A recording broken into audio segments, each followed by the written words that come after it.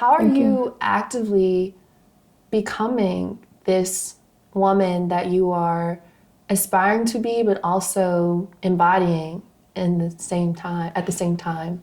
How am I actively becoming? Ooh, that is a lofty question because I don't believe that we will ever be in a state of we've just become, right? Yeah. I think we will always be becoming in different seasons of our life.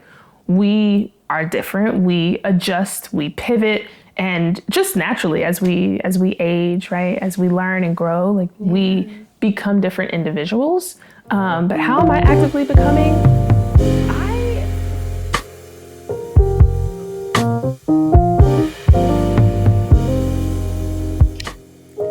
Hi, I'm Kyla Bursey, and welcome back to Hikylabur, where we are realizing our potential while protecting our mental. Thank you for showing up today as I continue to invite you to feel real still. Feel all that you are, show up as your authentic self, and be present, because what better moment than right now?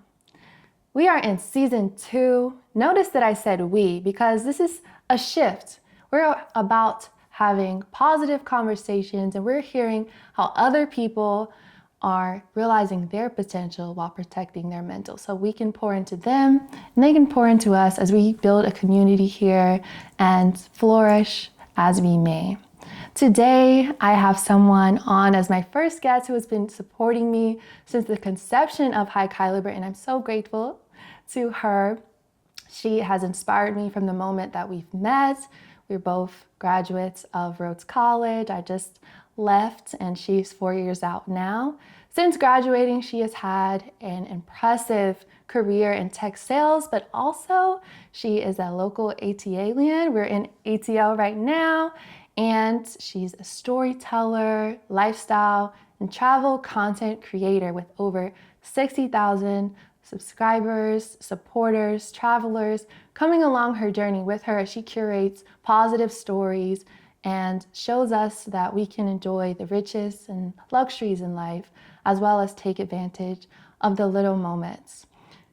Today we have Carly, not Cardi, as she has on TikTok. Miss Carly Thompson, thank you so much. Thank you for having me. You're welcome. Thank you for pouring into me. As always, you deserve all the flowers. I'm just so grateful and uplifted every time we talk. You're so sweet. So what better guest than to have you as the first one? I'm honored. I am honored, I must say. I'm honored. Thanks for having me. Of course. Thank you. As we know, as if you have kept up with season 1 or if you're new here, I recently graduated from our college. Congratulations. Thank you. We got a Rhodes grad in the building. Yes, 2 Rhodes grads in the building, girl. Yes, true that. Yes, so how has post-grad life been for you? You're 4 years out now. Tell me more. I'm coming up on 5, which is crazy. Awesome. So I will be back in Memphis, hopefully doing something related to alumni activities. But looking back on 4 years, wild. I would say it has gone by fast, but then also slow at moments, and I'm okay with that. I graduated in COVID, so didn't have like a traditional graduation, of course. We had like our formal graduation a year later. So I would say like that first year out of college was definitely an interesting experience because my career started off virtual, right? So my entryway into what working adulthood would be like was through a computer. But at the same time, it was my first time making some real money. So I didn't know how to act. I felt like that girl. I'm back home in Atlanta. Yes. Back with my friends, making new friends. I was always kind of out on the town or in these streets, as they call it.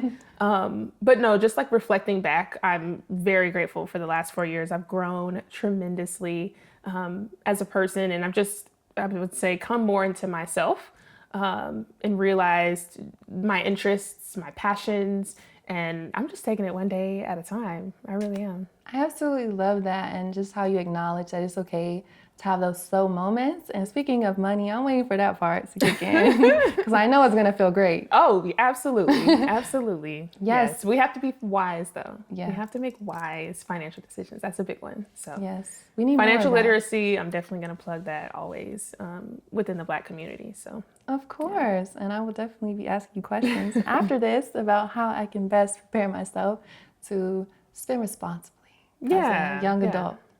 Yes. So speaking of passions, I would love to visit your travels because as I was preparing for this, I told you I went all the way back, way deep to Instagram. You was in the vault. Down in the bottom. Okay. And I was like, What okay. did you find? So really, I started on TikTok and I went back. I was like, okay, she started this traveling thing about 2021. And then I was like, okay, well, it can't be that simple. So I went to Instagram, went all the way to the bottom, and you've been doing this.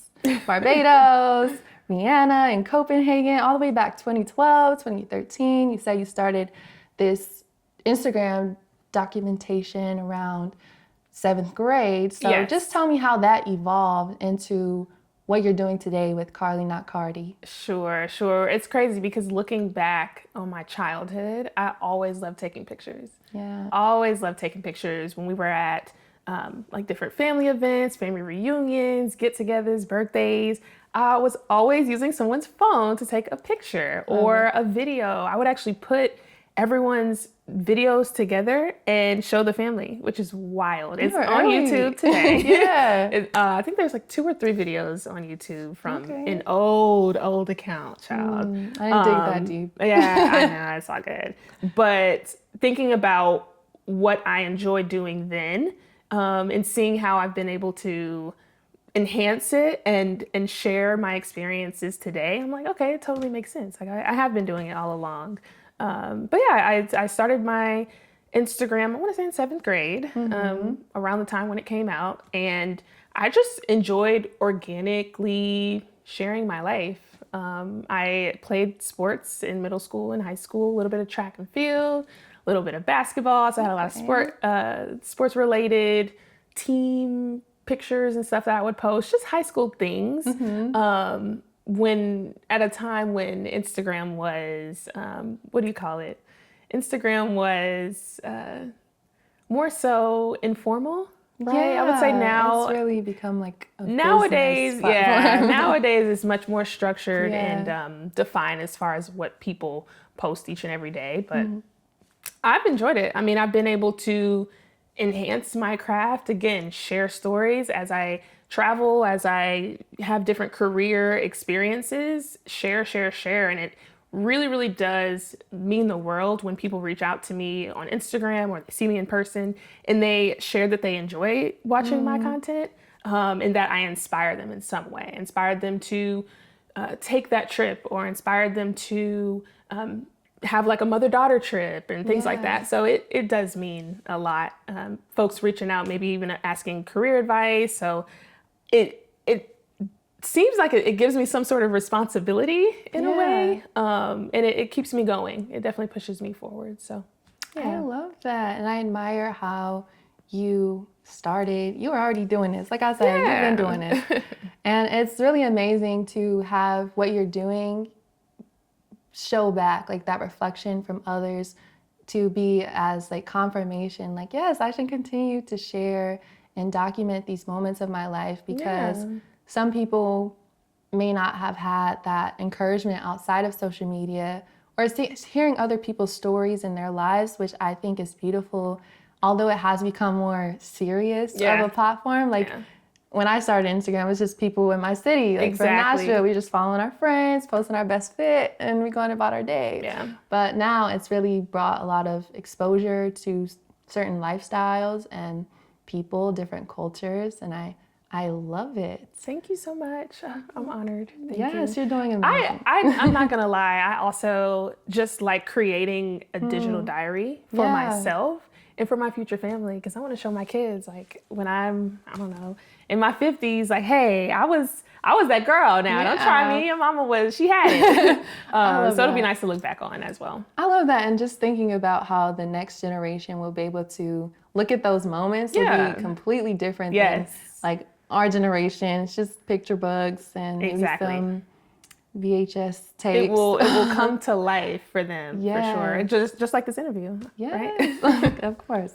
I love it. So you mentioned in our pre-interview about studying abroad and how that really solidified your passion or just urge to step out of your comfort zone, because you said you were young, wild, and free, girl. Let's hear about that, as well as how was it being, were you the only Black person there? So I've experienced that being in class at times, so I can't imagine being overseas, out the country, alone, and just let's hear it. Yeah, definitely. So prior to going to college, I had a couple of goals and two shameless plugs. Actually, not shameless plugs, two powerful plugs. One of them was I wanted to pledge Alpha Kappa Alpha Sorority Incorporated, and I did. I am a member, a soror. So, hey, sorors for anybody out there. And secondly, I wanted to study abroad. And thankfully, I achieved both of those goals. In the year 2017, I was a rising sophomore, and I had become privy to this program that allows you to study abroad for a semester. Great, that's all me. But more importantly, allows you to study at Oxford University, the number one university in the world, one of the oldest universities in the world, very renowned. And I didn't want to pass up the opportunity. Of course not. Immediately applied, got my essays done, recommendations, all that jazz. Got in, and I actually spent a couple of weeks on campus in Memphis prior to the program. Okay. That's where I got to get to know other people that were in the program. Right. And very quickly I realized, yes, I was the only Black person, and I was one of the youngest as well. Okay. But it didn't scare me. I didn't shy away from it. I was like, hey, I'm gonna have a good time regardless. Yeah. I looked at it as one big vacation. I'm not even gonna lie, I love but that. but it was very valuable for me. We studied the classics, so Greek and Roman, philosophy, literature, history, art. I was just submerged in that world for a couple of months, and it was quite frankly one of the best times of my life. I love Yeah, that. an experience that I will never forget. Spending weeks as an Oxford student, right? Meeting people from all over the world in one place to study. I think that was beautiful. I learned so much, but more importantly, I came more into myself and my passion, as you mentioned. Yeah. It just solidified the travel bug in me forever. I don't think it's ever going away. But we spent a couple months in the UK. We did a visit to Dublin, Paris, and then traveled all throughout Greece and Italy. So it was absolutely beautiful. I love that. And I'm living through you right now. I did not have the chance to study abroad, as it just wouldn't have worked out for me to graduate. But I love that you were able to immerse yourself in all of these experiences to learn and also value the connections that you were making. How did you, when you said, I'm just going to go for it in a situation like you being young, one of the youngest, one of the only, how did you take care of yourself along the way during that trip to say, I'm just going to go for it, I'm going to have a good time? And if any moment you felt odd or felt homesick, like how did you deal with that? That's a great question. So thank God for FaceTime. Beautiful invention. FaceTime was definitely my best friend. Yeah. Because keep in mind, I mean, there are only so many Americans, right? We all know that. But the reality set in when I got there of like, oh my gosh, I'm gonna be here for months.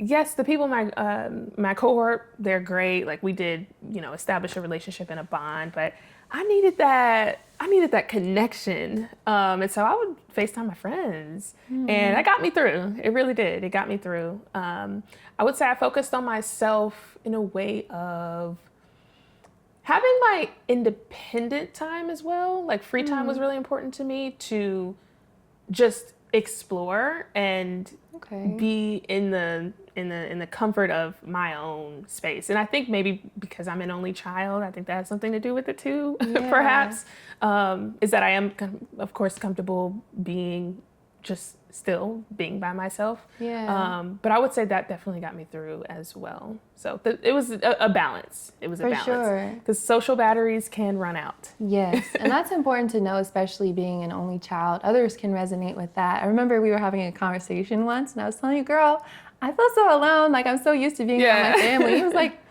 well, I'm always alone. I enjoy it. And so I was like, okay, so having different experiences like that, but to know that someone who, just as humans, we do long for connection. Exactly. And a sense of belonging. So my parents know. They said I felt like I was graduating too, because I was on FaceTime with them 3 times a day if I could be throughout college, as it was kind of hard to socialize in that regard.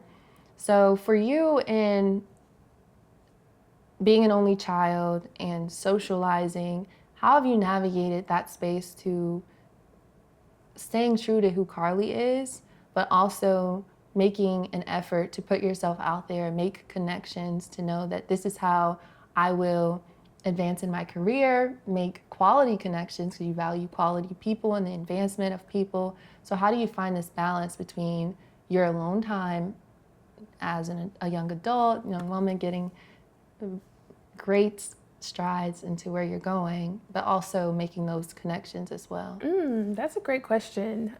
So to preface, I work in tech sales, and that requires a lot of this all day long. You have to have a social battery. You have to be out there in the field, conversating, sharing knowledge, selling. So it can be, I wouldn't say draining in a negative sense, but it does require effort. Right. You have to be on at all times.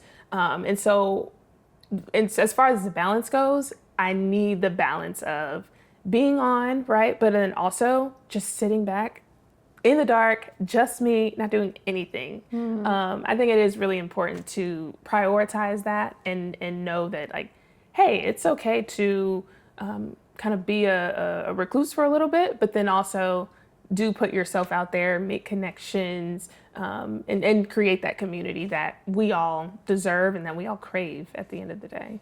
Yeah. That's great. And I've definitely been asking you, how can I do that?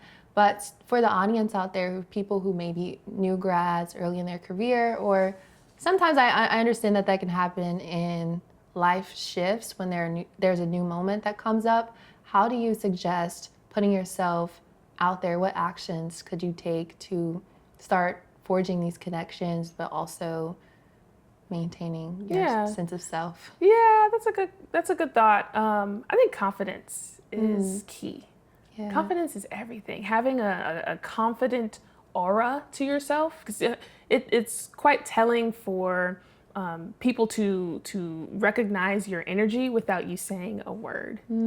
That is very much a thing. I would definitely start with honing in on your confidence, right? Becoming comfortable with yourself, looking in the mirror and saying affirmations. That goes so long, or goes so far, if you will. Yeah. I think that once you've kind of begun to establish your sense of confidence, put yourself out there with like-minded individuals, whether it be folks who have a similar passion or similar interests. Like, definitely get involved in organizations or spaces that allow you to authentically be yourself. Right. And be around others who are the same way, right? Where you have those similarities. And I think that is a great way to just kick off community in general. Yeah. And then to kind of get the ball rolling, if you will. But yeah. As you've transferred, I think that's a great note, to be around like-minded people. Absolutely. So as you've transferred into your career, and one thing that I haven't got a job yet, girl. This is my job right now. It's okay. You're on the way. Yes, but until then, I've just been curious about, when you do get into the workplace, being cautious of those work relationships. Do you actually build genuine connections, or do you say this is somebody I work with and there are boundaries with this person. Yeah. Not everybody at work has to be my best friend. Yeah. Has to be my friend. Y'all are my coworkers. I log in at 9. I log off at 8. Hey, how you doing? So that's just how I look at it. You know, there are those people that, yes, you do have those relationships with. You may look up 5 years from then, 10 years from then, and that's that one coworker that you hit it off with and y'all are friends, which I love. I've definitely been able to grow friendships through work colleagues and such, but nah, most people, I can't even lie. Like my manager, for example, he'll ask me, or he'll ask everybody what we did over the weekend on a team call Monday at noon. When they get to me, oh, hey, John, It's none of your business. It's none of your business. Yeah. So that's kind of how I am. I definitely try to separate work and life to an extent. Yes. You know, I think that's important. I agree. And I try not to let it blend too much, where it's causing your career to be a little bit detrimental. Yeah, and I find that when you are pivoting, like where I am in this space now, when you're exiting college or different moments of your life, especially when you're used to being a student for 24 hours a day. Yep. And like you can study anytime, and everything is just blended there together. So I love that you're making intentional boundaries in your life. And I just love how, I think a moment ago, during one of our previous calls, at our check-ins, you told me I didn't want to show up to a meeting or something, and you were like, they don't need an explanation. Oh, absolutely not. Just tell absolutely them, like, not. I'm not coming today. Absolutely and not. That's it. And I was like, oh, okay. I'm used to explaining everything. Absolutely. So having those boundaries are extremely important as you're finding yourself and becoming the person that you desire to be. So amidst all of this, what I deem as success, we all have our different definitions. And so I could be overstepping to say you, because I know you have a lot more life to live, a lot more growth. Yes, but by God's grace. Yes, but I commend the progress that you've made so far. And that's very important. You're welcome, because we have to celebrate some things that may seem small. Like, oh, I have a bigger goal. But the moment we continue to move the bar higher and higher, that's when burnout comes in. And you're like, well, I just needed to enjoy what I've done so far. And so I love how you're able to do that. But how are you actively becoming this woman that you are aspiring to be, but also embodying at the same time? How am I actively becoming? Ooh, that is a lofty question, because I don't believe that we will ever be in a state of we've just become, right? Yeah. I think we will always be becoming. In different seasons of our life, we are different. We adjust, we pivot, and just naturally as we age, right? As we learn and grow, like we become different individuals. But how am I actively becoming? I just get in tune with myself. Right. I love that. You know what I mean? Yeah. Everyone's uniquely themselves, but I know myself the best. So it's a matter of, I know myself the best. It's a matter of knowing yourself, which doesn't happen overnight. Right. But I'm grateful for therapy. I really am. Mental health. I shout out my therapist every chance I get on here. Yes. Mental health, very, very, very important. Whether you're going through something or not, I think it's very important to just speak to someone, have that outlet that has a different perspective that will challenge the way that you think, right? Challenge your perspectives, kind of be that extra fly on the wall that's not your friends, that's not your family, that's not your colleagues, but again, that external factor who can help you see things in a different light. So I definitely am a big promoter of therapy. That has gotten me very far. Me too, girl. Yeah. Go ahead. I also am thankful for social media in the sense of using it as a resource to learn different ways to become, if that makes sense. There's so much content out there. Everybody deems themselves as a subject matter expert, or a SME, as we call it in the corporate world. So you can't trust and believe in everybody, but I appreciate the therapists, for example, that have a following that are very focused on sharing ways to get in tune with yourself, right? And so I a lot of times take tips from those platforms. I love that. There was a lot to unpack there, from you knowing yourself, making space for yourself, the importance of therapy and social media. I want to save that because I have mixed emotions about social media as I realize that it's a tool that I can use to put myself out there, but also finding balance with my consumption. So we can visit that one in a second. Second that. But starting with the knowing yourself, when did you realize that, oh, I have to know me, not my mom, not my dad, not my friends, not my family, because I, at times, as a young 21-year-old, just becoming a woman, I feel like, for real, having put my identity in so many people. And as I was on the way here, I went back to listen to episode 1 of last season entitled Getting My Act Right, where I was like, this is what I feel like I want to do. I want to share my voice. I feel like I'm in tune with myself at this moment. And it really took me falling down and having other people put their perception of me on top of how I saw myself. And then the moment I start to say, no, that's not what I want to do, or I don't think I like this, I felt whole. So how have you done this for yourself, or what made you realize how significant that was to listen to yourself and say, Carly, how are we feeling? Do we like this? Or is this what I really want to do right now? Definitely. I honestly would say a very pivotal moment where I had to pause, be still, and get right was in my last relationship, actually. Okay. Yeah, because I mean, everyone has an experience in a relationship where you realize that you are looking in the mirror. Like it forces you to look in the mirror. You learn a lot about yourself in a relationship. I think you're talking to me. And so after that, that I would say kickstarted my journey of growth in a different way, right? Yeah. I became more focused, right? I bucketed my areas of growth that I wanted to focus on myself. I realized my strengths in many situations.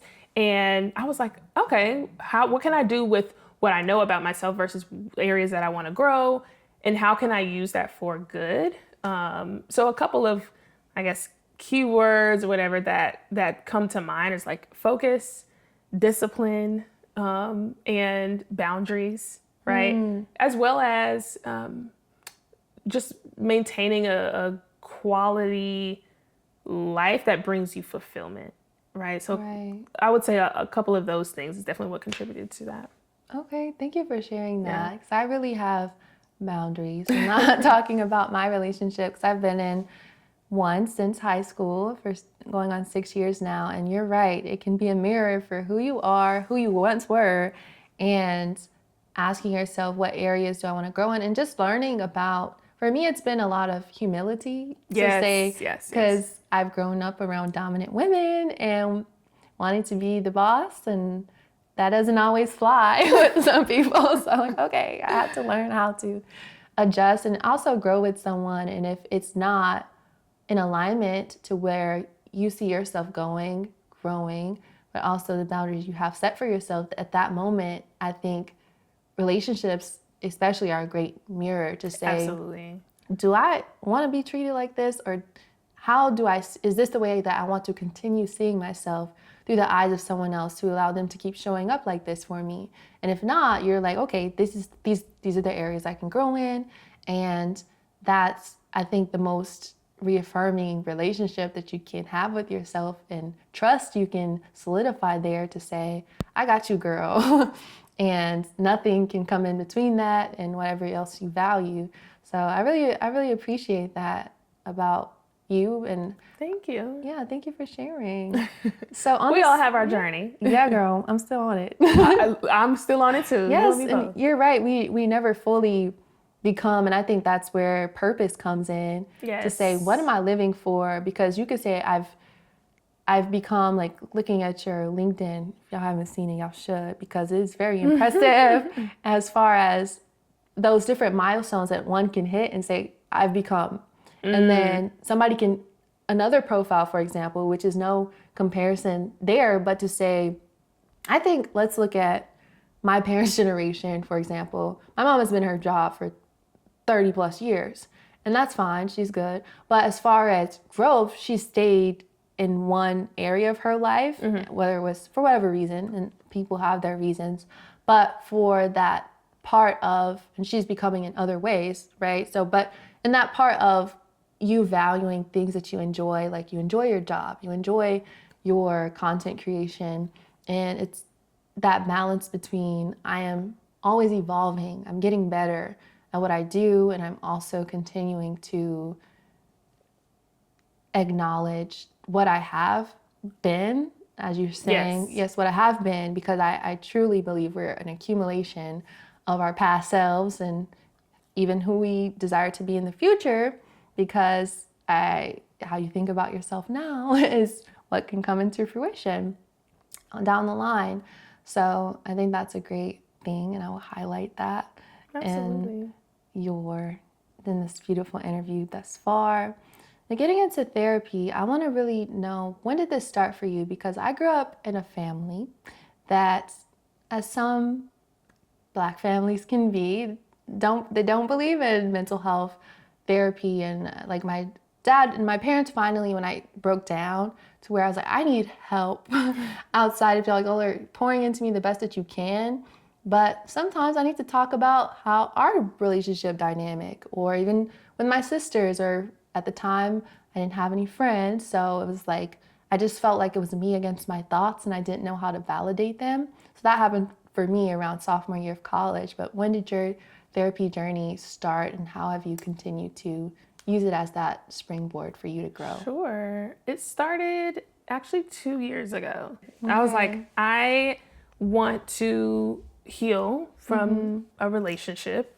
I want to become, the best version of myself and be more fulfilled in that sense. That's when it started. And again, I thank God for my therapist. Yes. Yeah. I love that. And I think as far as being open to talk about it is so significant, because those stigmas are still there.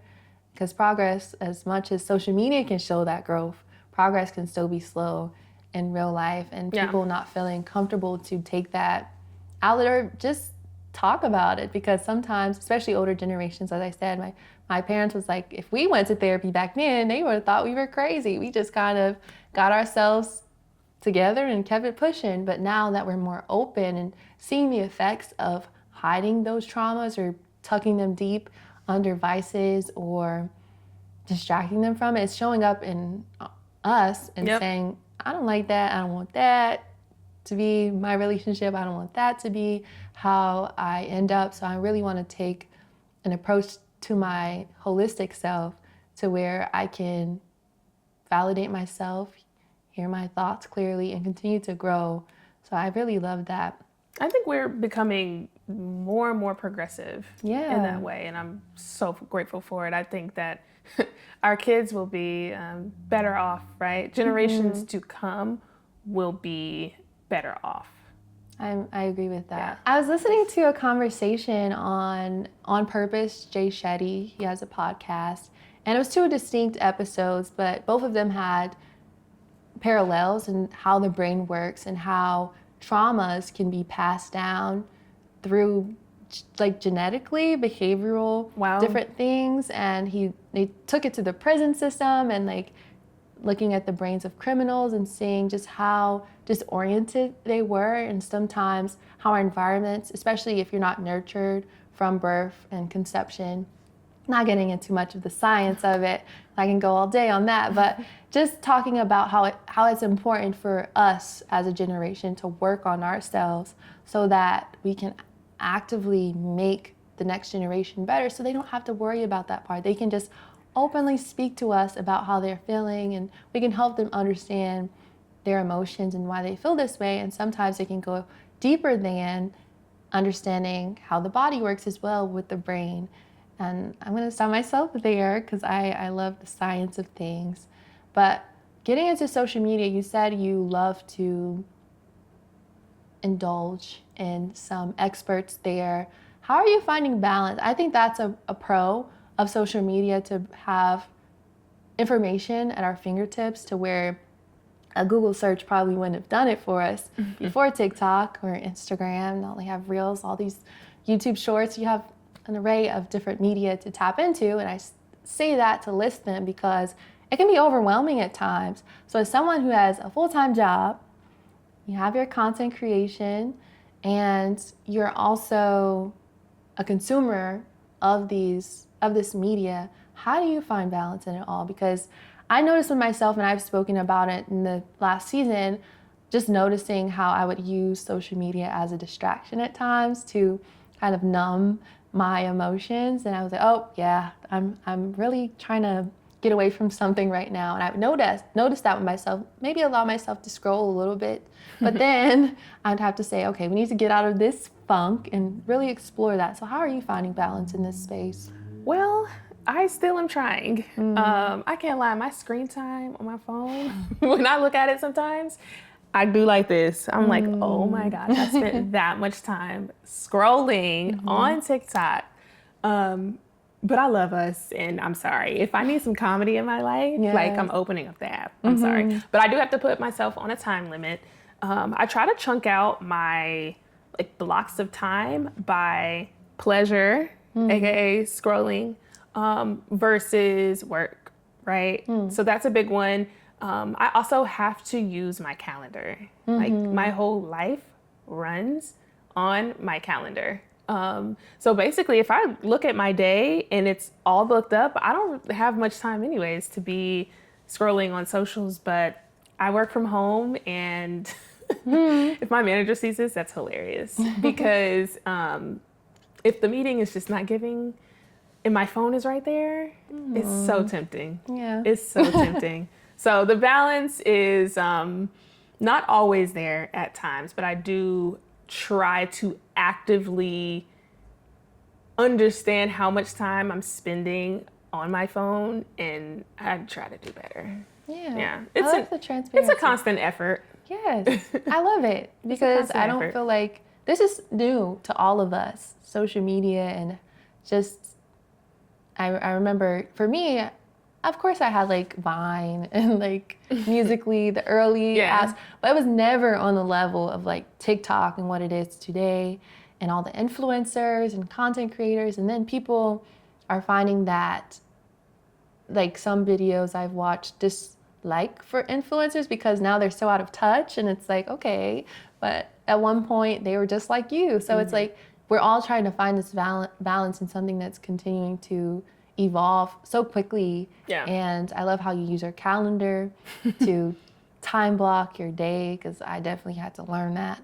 Still am. But as far as the transparency goes, I don't think it's, especially with the point of becoming and allowing yourself to be free in all that you are, just, I think that's what I also admire, the grace you give yourself to indulge at times and just be honest. We have because to. some of us struggle with that. We have to. Balance is huge. Balance is actually an understatement. I don't even know if that's the right word to use. But yeah, thank God for my calendar. And again, just be cognizant of what you're giving your time, your energy, and your effort to. Because we only have one life. There's only 24 hours in a day. Right. Though people argue that time is a made-up construct, all right? I have a watch on right now, and it means something for me. Yeah. So I definitely do try to be cognizant of my responsibilities. I try my best to prioritize, but it's not easy. It's not. Like, if I, didn't have a full-time career working in tech sales, okay, that would free up so much more time to give my whole self to content creation, but I don't have that reality. So it's almost as if, what can I do within my power to feed my passions, right? Yes. And so, okay, maybe I can't, or maybe I'm not in a position to be full-time content creator. Great, right? But I also enjoy my tech sales career too. So it's like, just realizing what fulfillment means to you, and though that may look different for everybody, realize what it means to you and do your best to, again, just feed yourself in that way. Yes, I love it because you are a great example of how you can live your making and find freedom in what you're doing that's also making you happy and making you an income. Yeah, I can't complain. I am very, very blessed. So thank you, God. Yes. So as we wrap up, we've shared a great touch on a lot of things. The whole purpose of these conversations are to give a glimpse into your life and how you're finding balance, to meet new people through this Hikylabur platform, and they can go check you out at Carly Not Carly. And before we wrap, and allow you to freely express yourself without my guidance from here, I would love to hear about your greatest inspiration and speaking on that value of community, how they've poured into you and helped you become who you are today. Oh, I love that. So my greatest inspiration is actually that woman right there. That's my mom. And I wish she was here to come in on the set. She's supposed to come in. I give her a hug. But no, when she sees this, she would be very proud. She's my greatest inspiration for so many reasons. But she's that girl. I think I always admired her, always look up to her from the point at which I was walking and talking. And I'm grateful for our relationship. She has taught me what it means to value every single moment, right? Value family, value friendships, value yourself, do what makes you happy, go out here and get money, right? And so just that alone, coming from her, the source, the one who made me, I love her dearly. And she's my greatest inspiration. That's beautiful. Yeah. Thank you for sharing that loving relationship that you have and admiration for your mom. Placing emphasis on community is very important to me. It doesn't always have to look like those who birthed you, but it is beautiful that you all have that from your travels together to just the closeness that she's allowed you to have to her and just showed you, led by example. I think that is truly amazing. Absolutely. She is definitely my biggest supporter. Yes. But then also she gonna get me right too. She gonna get me right when others won't. Yes, she gonna keep it real and put me in check, which is what I need. Yes. I think moms will always do that. But I'm grateful for that. Sometimes when you don't ask, but it's there. Yes, and grateful is a great way to accept it. Yes. So as we close, Carly, thank you so much. I will now allow you the space to share and anything that's on your mind. You have anything exciting or any shameless plug that you would like to give the listeners today? So with the time we have, I want to thank you for having me. This has been an awesome experience. So grateful that we know each other, and I love that our bond has grown so much over the years. So I'm just excited to see where our friendship goes and excited to see where Hikylabur goes. Everybody, this girl right here, she rocks. Thank you. Go Hikylabur. And I'm a supporter, will always be. And again, thank you. Of course. Thank you. She has been on Zoom with me countless hours just to help me brainstorm ideas and has really showed me what a friend is. Like, really thank you for that, because I've talked about it. I've made associates, but just having someone that cares, and it's like, oh, okay, people do care out here. Yeah. And I really do love that. And just I'm grateful. Bring it on in. Bring it on in. Thank you so much, Carly. Thank you. Yes. Well, as we have wrapped the first episode. Hey. Had to get the dance in here. Thank you all for tuning in. Today we have a beautiful lineup of amazing people to share their stories like Carly. And you can check her out at Carly Not Carly on TikTok and Carly Thompson on Instagram. Yes, so we're excited for this season. We hope you have a beautiful moment in your life, and we'll see you next time. Thanks. Yay!